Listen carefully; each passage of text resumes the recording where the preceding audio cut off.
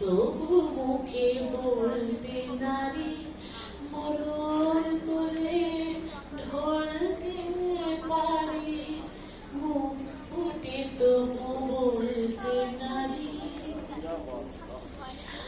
আমি একই সাথে বলবো, ধু ধু জ্বলে ওঠো ধুমায়িত অগ্নি, জাগো মাতা কন্যা বধূ জয় ভগিনী।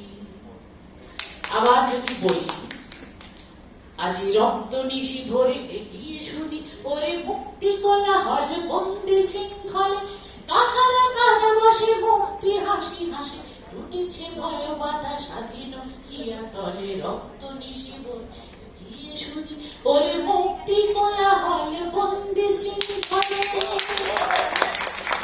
সর্বশেষে যে কথাটি বলতে হয়, আজ আমাদের প্রাণের কবি, প্রিয় কবি, সর্বোপরি জাতীয় কবি, সাজাত্য বোধের কবি, স্বাধিকার কবি, জাতীয় মূল্যবোধের কবি, এই বাঙালি মনীষার যুগ স্রষ্টা কবি কাজী নজরুল ইসলাম, যিনি আজ দেহগত ভাবে নেই, কিন্তু রয়ে গেছে চিরকালের জন্য। ছোট্ট শিশু প্রজাপতি প্রজাপতি, এই যে ওদের মনের যে ভাবটা পুরোটাই উনি ঢেলে দিয়েছেন। কি করে পারলেন? মাত্র 22 বছর, সামান্য কিছু কাল বেশি, তার সমগ্র সৃষ্টির মধ্য দিয়ে। তাই বলতে হয়, ফুলের জলছায় নীরব কেন কবি,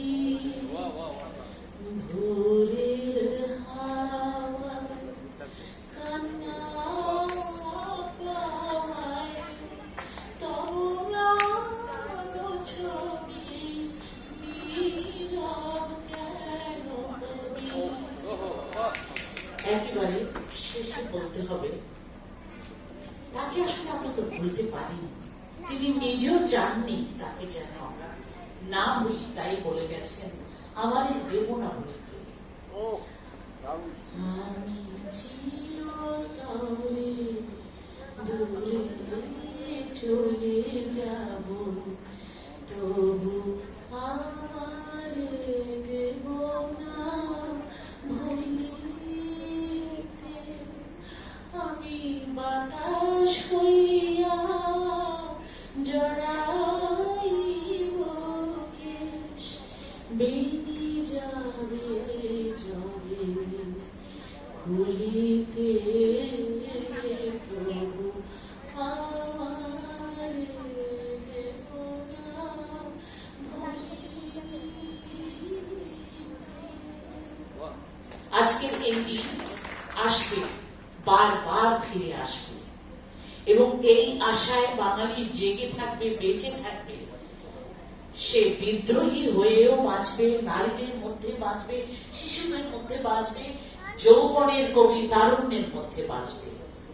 আর এই আশা বুকে নিয়ে এত কালের, এত যুগের ঝড় ঝঞ্ঝা পার হয়ে আজকে যে নতুন প্রজন্ম দেশকে রক্ষার জন্য বেরিয়ে এসেছে, তাদের জানাই অকুণ্ঠ ভালোবাসা, এবং যারা প্রাণ দিয়েছেন তাদের প্রতি পরম শ্রদ্ধা।